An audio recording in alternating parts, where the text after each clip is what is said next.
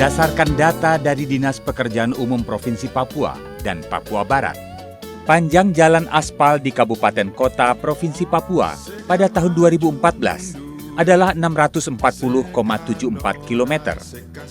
Sedangkan panjang jalan aspal di Kabupaten Kota Provinsi Papua Barat pada tahun 2014 adalah 1.695,321 km.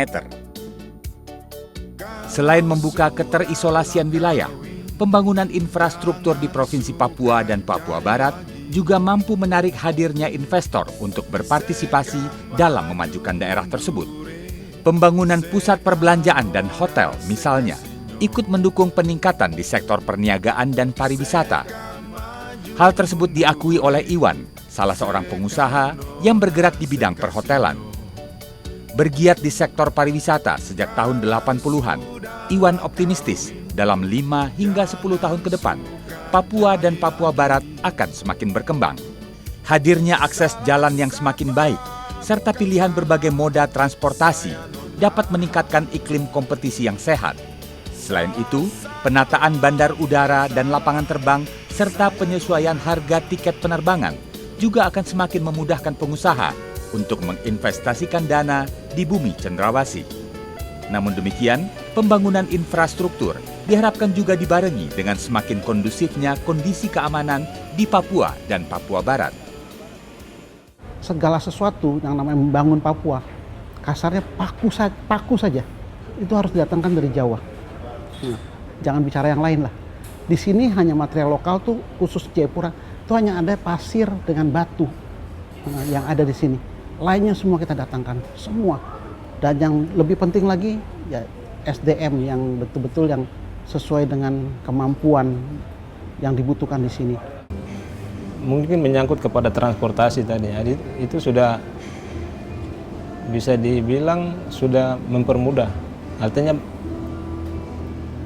contohnya alat yang selama ini susah bisa didatangkan berapa lama, di situ lewat bandara yang sudah ada baru atau pelabuhan, nah di situ pasti akan memperpendek waktu jalur transportasi ini.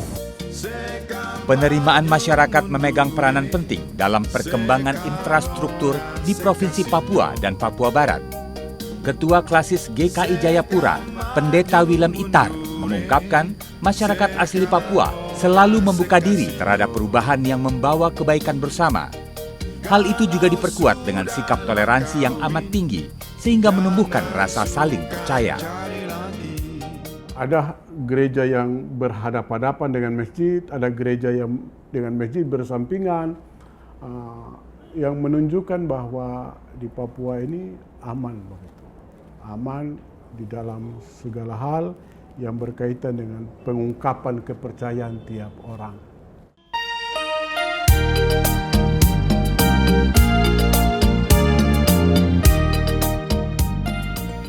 Pemerintah pusat dan daerah juga fokus mengembangkan interkonektivitas dan kualitas bandar udara.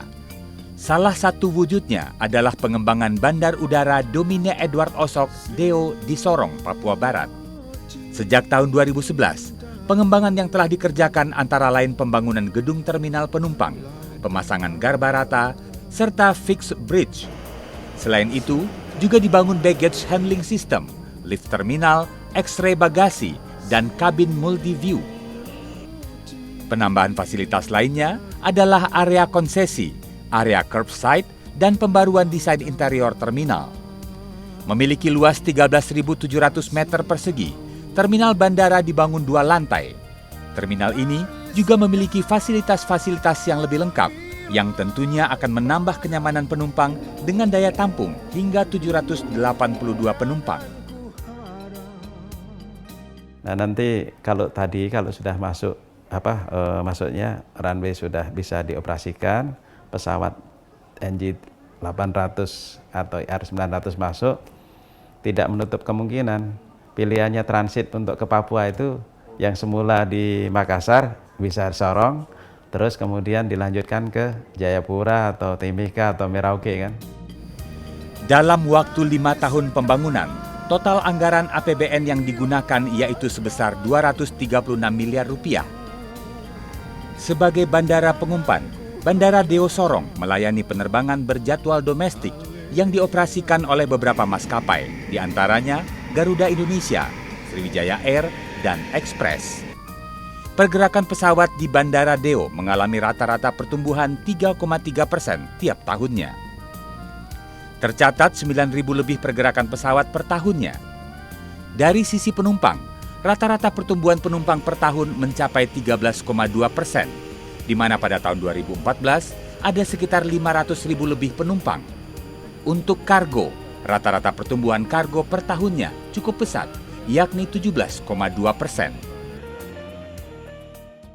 Runway sudah 2.500, terus apron bisa mengakomodir pesawat yang NG 800 atau R900 itu, terminal sudah sedemikian ya, aman ya, daerah sisi udara, demikian juga daratnya dan daerah Sorong juga kan, itu semua akan menunjang.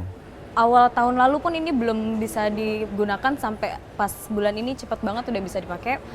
Ya jelas jauh banget perbedaannya. AC masih suka jatuh-jatuh, listrik masih, tapi sekarang pas udah penerbangan terakhir ini udah mulai bagus banget. Udah petugasnya juga sudah mulai ketat, masalah barang-barang yang harus dimasukin ke X-ray segala macam itu sudah mulai bagus banget. Papua dulunya sudah punya bandara internasional di Biak, kan tutup. Nah, kita harapkan kalau bisa Sorong punya bandara internasional, dan ini sedang dirintis oleh Bupati kita, Bupati Kabupaten Sorong ya. Kalau bisa kita punya bandara internasional, karena itu akan membuka akses dari luar, baik secara nasional maupun dari internasional bisa masuk ke Sorong, karena aksesnya ke Raja Ampat. Sektor swasta juga ikut berpartisipasi dalam mendukung perkembangan moda transportasi udara. Salah satunya dari maskapai penerbangan PT Spirit Avia Sentosa. Sejak awal Maret 2016, maskapai ini resmi mengoperasikan penerbangan di pedalaman Papua. Sebagai perusahaan penerbangan perintis yang memiliki Air Operator Certificate, Spirit Avia mempunyai 4 pesawat, yakni 1 Caravan dan 3 Twin Otter.